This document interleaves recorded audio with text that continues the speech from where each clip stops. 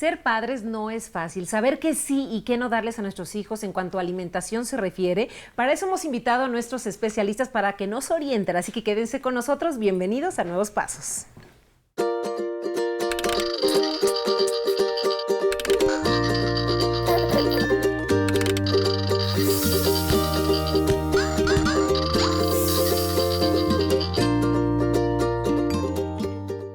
El tema del cual hablaremos hoy aquí en Nuevos Pasos es de suma importancia para todos los papás, sobre todo cuando estamos allá al pendiente de cómo alimentar a nuestros hijos, de que coman lo adecuado, en qué momento dárselos, dependiendo la etapa en la que están viviendo.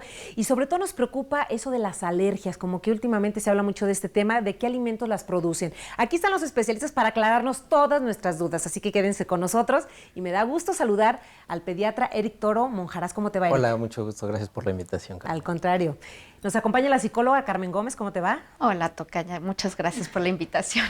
Y Ana Muñoz, que es nuestra mamá invitada en este programa. Hola, Carmen. Muchas gracias por la invitación. Al contrario. Y bueno, como ya lo decíamos y estarán de acuerdo conmigo, que esto de la alimentación saludable es un tema que nos preocupa a todos los papás, ¿no? Sí, claro. Porque no sabemos en qué momento debemos introducir esos alimentos sólidos, la leche materna, que es importantísima como primer alimento, ¿no, Eric? Sí, claro.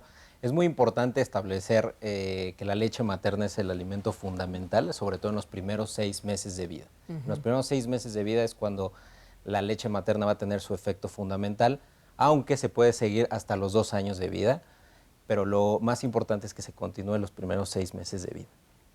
Oye, por decir, hay pediatras que te recomiendan que vayas introduciendo algunos alimentos antes de los 6 meses, por decir a los 4, que para que vayan probando a lo mejor verduritas cocidas en papilla. ¿Esto es recomendable o no, o esperarse después de los 6 meses? Pues en realidad la Organización Mundial de la Salud, la norma oficial mexicana, recomienda iniciar la alimentación complementaria a los 6 meses de vida. Sin embargo, hay que individualizar a cada niño. Entonces, si el niño ya, el pediatra considera que tiene la madurez suficiente, lo podrá iniciar antes, pero lo que recomienda la Organización Mundial de la Salud es iniciarlo hasta los 6 meses de vida. ¿Pero no afecta entonces el que se introduzca? No, el pediatra individualiza antes, y seguramente en el caso concreto no causará mayor daño, pero a los 4 meses tampoco es una edad en la que nos tengamos que cortar las venas por la que se inició la alimentación a esa edad.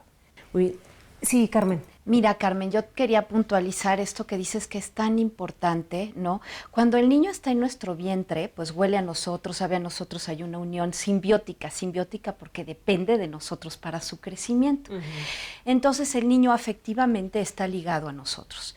Cuando el niño nace es muy importante porque antes se creía en otras épocas que pues no era tan importante la leche materna que deformaba el seno, que no era tan significativa para el niño, ¿no? Y es muy significativa porque cuando el niño se pega a ti después de haber nacido, se corta el cordón umbilical y huele otra vez a la madre y siente otra vez a la madre, es como si él se sintiera protegido y tuviera esta seguridad que tiene en el vientre materno. Entonces empieza la succión y el niño se empieza a vincular con la madre. Entonces yo les diría a las madres que consideren mucho darles pecho a sus hijos porque cuando no se les da, empieza una situación que se llama trastorno de vinculación. Esto pasa cuando el niño se le empieza a dar chupón y no se le da ni siquiera los primeros 3 meses. Ahorita que nos diga el doctor qué piensa, pero creo que al menos unos 3 meses son muy, muy necesarios para que él siente el lazo con la madre.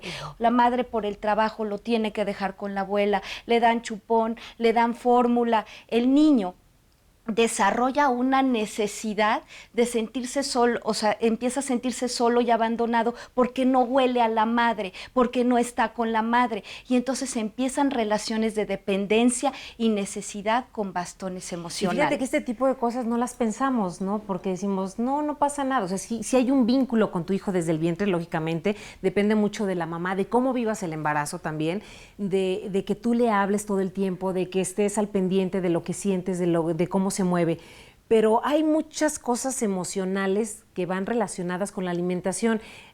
A ti, Ana, como experiencia con tu niña, ¿cómo fue Por ejemplo, que viviste esta etapa yo de le la di alimentación? hasta los 4 meses y medio y el problema con el que me enfrenté fue cuando entré a trabajar Y luego, pues, en el trabajo no tienes como las condiciones necesarias para que tú puedas hacer el procedimiento de recolección y todo eso. Y de repente ya no me salía y yo me sentía culpable. Yo decía, es que yo le quiero dar de comer a mi bebé, pero como no tenía esa estimulación o directa o por más tiempo, yo sentía que pues ya no salía y ya tampoco se llenaba y ya le tenía que complementar con la fórmula. Y poco a poco fue que ya, como a los 4 meses y medio que ya no le di porque ya no tenía leche. Creo que ahora hay muchas empresas donde se preocupan por darles un espacio a las mamás para que puedan hacer esa recolección de leche, para que sigan con la lactancia, pero sí es un problema y sobre todo esas emociones que se están moviendo, porque te sientes culpable como mamá. Entonces, ¿cómo te organizas para que tu hijo pueda tener una alimentación saludable como nosotros queremos? Claro, ese aspecto que mencionas es muy importante. No hay, en la mayoría de las empresas, lamentablemente, no hay un espacio físico donde puedan sacarse la leche y recolectarla de forma adecuada y con las condiciones higiénicas adecuadas. Necesarias, sobre todo. Y aparte, bueno, es muy importante, aparte de esta situación psicológica y emocional que mencionabas, establecer, bueno, la leche materna incluso ya no se considera un líquido, es un tejido vivo. Sí. Tiene, además de todos los nutrimentos que ya conocemos, la cantidad exacta de proteínas, la cantidad exacta de carbohidratos, de grasas, tiene además otros nutrimentos que se están, si no descubriendo, redescubriendo. Ya se conocía que los tenía, pero se están viendo los efectos positivos que tiene. Son factores bioactivos, ¿no? Tiene inmunoglobulinas importantes para el desarrollo gastrointestinal del bebé. Tiene, incluso se sabe o se piensa que tienen probióticos, tiene bacterias que son fundamentales para el desarrollo del sistema inmunológico gastrointestinal y sistémico del niño. Y tiene otros nutrimentos que, si bien las fórmulas infantiles tratan de imitarla lo más que puedan, pues no lo han logrado obviamente al 100% y quizá nunca lo logren. Y después de la leche materna, cuando ya se cumple el ciclo, digamos, que rompes ya el vínculo con la leche, ¿cuáles son los alimentos que se deben ir introduciendo poco a poco? Bueno, en este punto es muy importante mencionar que se pueden introducir frutas y verduras. Frutas y verduras. Hay quien prefiere iniciar no cítricos. No cítricos. Exacto, no, exactamente. Hay que quitar los cítricos, eso hay que darlos después del año, y también los frutos rojos o frutos del bosque. Exacto. ¿No? Pero en general todas las frutas, sobre todo en México que tenemos una riqueza de frutas muy importante. ¿Y verduras como cuáles? Bueno, tenemos chayote, calabaza, brócoli, acelgas, espinacas. Zanahoria. Afortunadamente en México somos de los Tenemos una países gran con más variedad. riqueza en alimentos tenemos, entonces podemos tomar mano de eso. Bueno, pues vamos a continuar hablando de una alimentación sana en nuestros hijos para que más adelante nos den algunas recomendaciones y por supuesto también que nos digan qué pasa cuando los papás nos preocupamos demasiado porque nuestro hijo no quiere comer. ¿Qué puede suceder? Nos lo dicen después.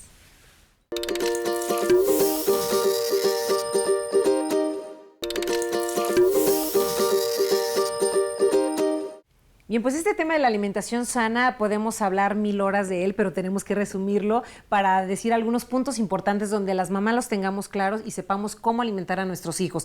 Ya que hablábamos de la leche materna, de cuándo introducir los alimentos sólidos, las frutas, las verduras, después del año, ya cuando tienen un año, ¿qué alimentos son aquellos que ya pueden comer? Bueno, la idea es que al año ya más o menos se introduzcan a la dieta familiar, entonces ya deben de comer prácticamente de todos los grupos alimentarios. Ya pueden comer cítricos, ya pueden comer oleaginosas, o sea, todas las semillas, pero no enteras porque tiene el peligro de que se aspiren. Hay que molerlas o darlas en crema de cacahuate, etcétera. Pero ya prácticamente la idea es que después del año se introduzcan a los hábitos de la familia, que se introduzcan, hagan los mismos tiempos de alimentación que de la familia, es decir, que desayunen, que coman y que cenen junto con la familia. Hablando de estos hábitos que dice el doctor son muy importantes porque nuestros hijos generalmente comen lo que nosotros comemos, porque se hace el hábito con respecto a la cultura que hemos recibido y cómo nosotros recibimos los alimentos. Entonces yo les digo a las mamás que también se pregunten ellas cómo se están alimentando, porque al principio por la vida frenética que llevamos y porque pues trabajamos y todo, pues nos llevamos a la boca pocos nutrientes y alimentos muy procesados e industrializados que a veces porque las prisas nos llevan, les damos a nuestros hijos jugos o bebidas con muchísima azúcar que se van acostumbrando a este tipo de alimentos, o sea, por ejemplo, pues algunas salchichas, digo, poco poco está bien, pero si eso se forma un hábito en el niño, al rato el niño va a ser lo que va a pedir y de adulto lo que va a comer. Entonces es muy importante nutrirte y ver cuál es la necesidad e ir primero a los alimentos poco procesados, poco industrializados, como son las verduras, las frutas, el que comentábamos antes de introducir primero las verduras y que sepan el sabor de estas, sin sal y así. Yo creo que también los papás tenemos que ser muy creativos, ¿no? Porque tenemos que ingresar nuevamente al campo laboral, te tienes que organizar, tienes muy poco tiempo. ¿Tú cómo lo hiciste, Ana? ¿Cómo te organizaste para alimentar a tu hija? Yo primero me enfoqué en las cosas naturales, alimentos procesados, ¿no? Y me enfocaba a hacérselo bonito, en los cortadores, en que ponerle un color de este tipo, hacerle figuritas, y eso a ellos les llama mucho la atención. Aparte, como que le variaba. Si le ponía zanahoria y le ponía de fruta manzana, como que tuviera diferentes sabores y que ella pudiera elegir, y a mí me funcionó perfecto. ¿Te ha funcionado bien? En relación a los hábitos, ahorita mi hija tiene 3 años y el problema que yo tengo, se sienta con nosotros, pero come y me dice, mamá, ya no quiero, y no trato de forzarla, pero a los 15 minutos o 20 minutos me dice, mamá, ya tengo mucha hambre. Entonces es así como en ese conflicto de que sí coma, la dejo que se vaya, o qué es lo que hago en ese sentido. Sí, bueno, es un tema bastante frecuente esta situación.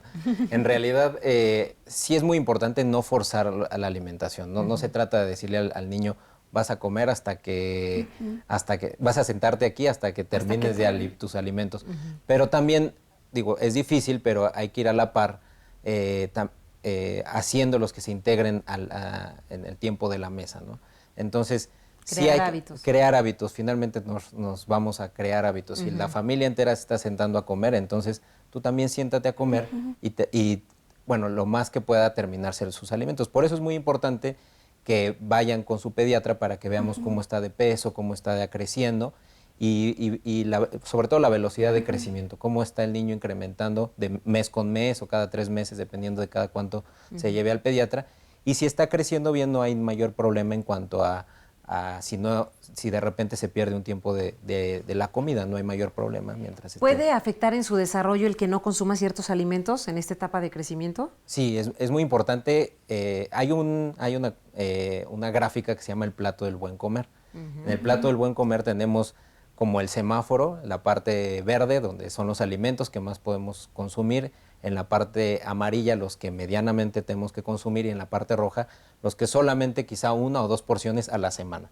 Entonces, en la parte verde están las leguminosas, bueno, los cereales más bien, las frutas y las verduras, que son los alimentos que nos van a dar mayor cantidad de carbohidratos y es lo que más tenemos que consumir. En la parte amarilla están sobre todo la parte proteica, que son huevo, carne de cerdo, carne de res, pollo, pescado, y en la parte roja ya son los alimentos menos nutritivos. Entonces siempre es muy fácil, en internet se puede ver el plato del buen comer y nos puede orientar de una forma adecuada. Nos puede servir de guía.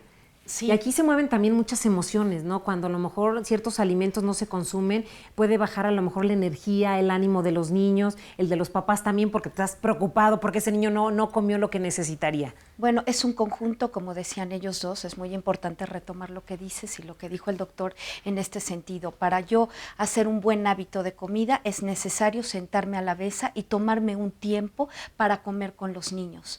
Y eso se vuelve también tiene que ser un entorno agradable, lo suficiente agradable para que también se haga un hábito. Si yo como y mastico despacio, digiero mucho mejor los alimentos. ¿Y si los forzamos? Si los forzas, ¿Qué van a problemas crear pueden aversión surgir? a la comida o vas a crear una relación con ellos de estira y afloje y te van a empezar, no a manipular, pero no ese término, pero sí a ver que es premio o castigo la comida.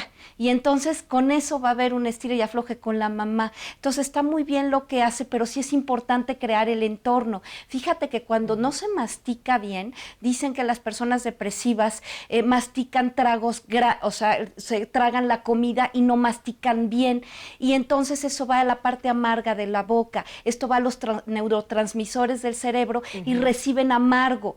En cambio, si tú masticas poco a poco se vuelve una experiencia de nutrición placentera. Y agradable. Te vas nutriendo. Entonces, y va siendo placentero. Ahí los porque los papás tenemos que estar al pendiente de educar a nuestros hijos para que lo mastiquen, que disfruten realmente la comida.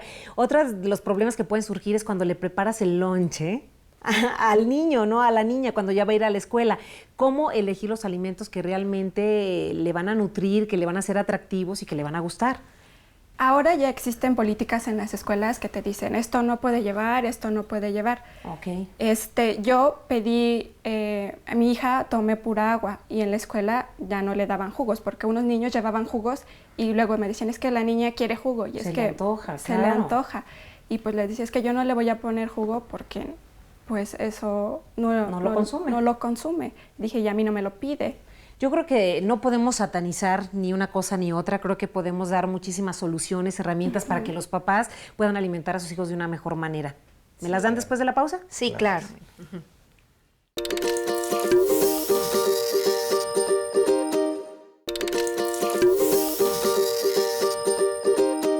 Algunas mamás a lo mejor ya están preocupadas por decir, entonces, ¿qué le voy a dar de comer a mi hijo? No, si hay cosas que a lo mejor decimos que no son tan saludables, que no son buenas para nuestros hijos, pero de verdad que hay una opción inmensa y sobre todo en este país, el cual podemos ir combinando de una manera sana la alimentación a nuestros hijos. Sí, claro. Es muy importante tomar mano de toda la diversidad de alimentos que hay y sobre todo atendiendo a esta diversidad de alimentos, utilizar alimentos naturales.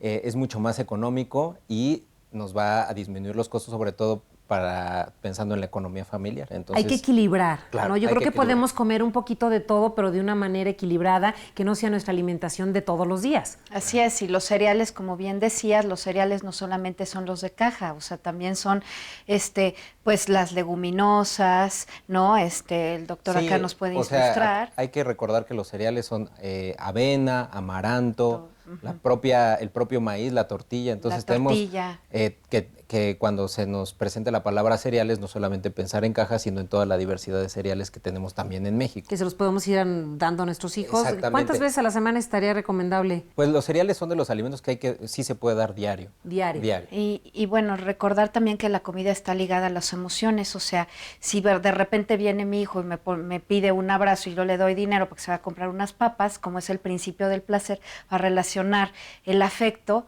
con las papas, ¿no? Entonces tengo que tener cuidado en los hábitos, ¿no? Que es eso, como también concretar esto, ¿no? En lo que yo le doy y se lleva a la boca y tener criterio de que si se come de repente una bolsita, no pasa nada, pero que no sea diario, ¿no? Y manejar el azúcar a niveles que no sean dañinos para el cuerpo. Y los refrescos que pues de repente no es malo, pero tienden a descalcificar a los niños también. Claro, no dárselos diario en la mamila.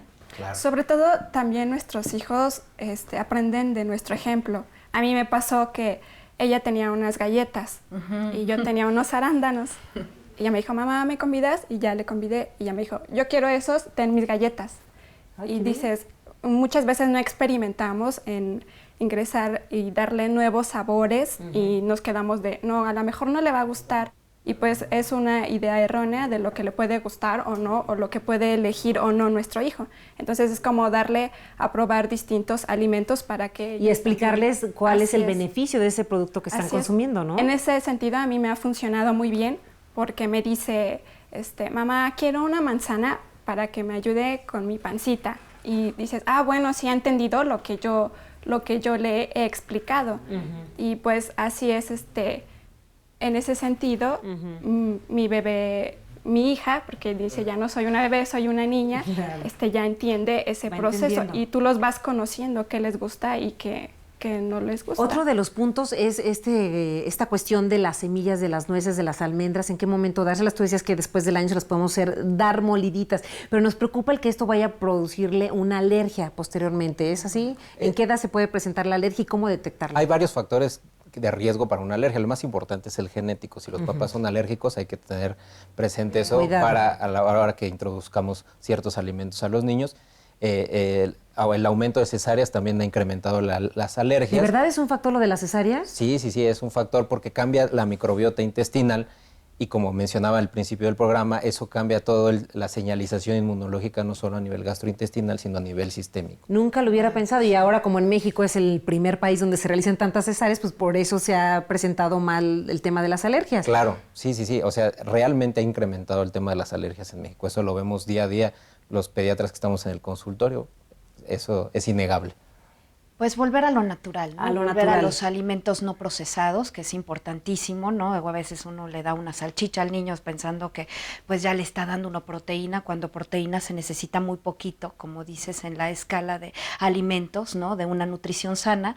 Entonces, pues volver a lo básico, ¿no? A los cereales naturales, ¿no? A las verduras, a las frutas, y bueno, aunque no les gusten, van a adquirir el hábito si uno le va variando, si uno se lo va dando en Y yo creo que crema, esto también sopa, hasta esto, ayuda en la lo otro. economía familiar, porque las cosas naturales salen más baratas, más económicas que a lo mejor los alimentos procesados, aunque también, como lo decimos, a veces por las circunstancias, por los tiempos, te tienes que organizar con lo próximo, con lo primero que te encuentras, ¿no? Pero sí. yo creo que si hacemos un poquito de espacio, nos podemos organizar para poder darle a nuestros hijos esa alimentación saludable. Sí, es importante, ¿no?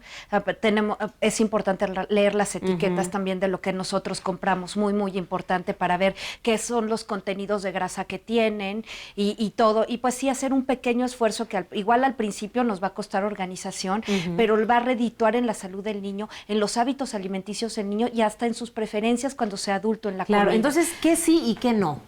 Pues en realidad, o sea, hay que recordar que la comida debe ser variada.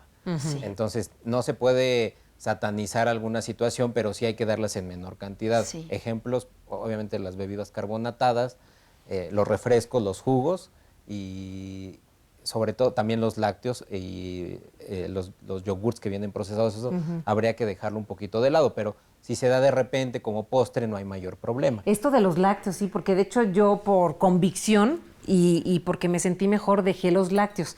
No del todo, todavía como algunos quesos y eso, pero la leche sí la dejé porque me producía reflujo, siempre tenía flemitas. Entonces, bueno, hay una etapa en la que ya no necesitamos la leche. Lógicamente los niños al principio la necesitan para su crecimiento, pero ya después hay que dejarla. Sí, los lácteos, la ventaja de los lácteos es que es una fuente rápida de calcio. Entonces, eso es por lo que es importante no dejarlas del todo en la alimentación. Sin embargo, fuente de calcio en la alimentación tenemos las tortillas de maíz en México. Que son muy ricas. Bueno, los quesos, que afortunadamente, y los yogurts no tienen tanta lactosa, que es lo que produce los síntomas que acabas de mencionar, distensión abdominal, muchos gases. Después de los 2 años ya los lácteos no resultan un alimento importante. Rápidamente, Eri, ¿cómo podemos hacerle un lunch a nuestro hijo que sea agradable, atractivo y delicioso? Ok, no olvidar que tienen que tener agua, no bebidas carbonatadas ni jugos. Debe de tener su porción de frutas, verduras, y se puede hacer un sándwich o una torta muy nutritivo con jamón, con incluso queso, con lechuga, con jitomate, y con eso es más que suficiente, o incluso podemos echar manos de las tortillas y hacer una quesadilla con tortilla de maíz. Ay, qué rico. Ana, ¿alguna recomendación para las mamás? Pues sí, sobre todo informarse, ser responsables y también preguntarle, muchas veces me ha funcionado, qué es lo que te gusta o qué quieres para mañana y hacerlo atractivo. Y eso me ha funcionado muy bien. Muy importante. Carmen. Pues entender que la comida está vinculada con las emociones y preguntarle a nuestros hijos sus necesidades con respecto a la comida es muy importante, porque igual y le queremos meter el chayote y le gusta la calabaza. Entonces hay muchas más opciones de poderlo hacer y de que ellos se nutran de una manera mucho más sana, ¿no? Que mastiquen sanamente y que tengan un ambiente saludable y agradable cuando coman. Perfecto, les agradezco muchísimo, hemos aprendido cantidad y lo que nos falta. Hasta la próxima, gracias. Muchas gracias. A mí me sirvió muchísimo la información que nos dieron nuestros especialistas. Espero que para ustedes también sea de gran ayuda. Yo soy Carmen Muñoz, los veo en el próximo programa de Nuevos Pasos y recuerden que no hay nada escrito para ser padres.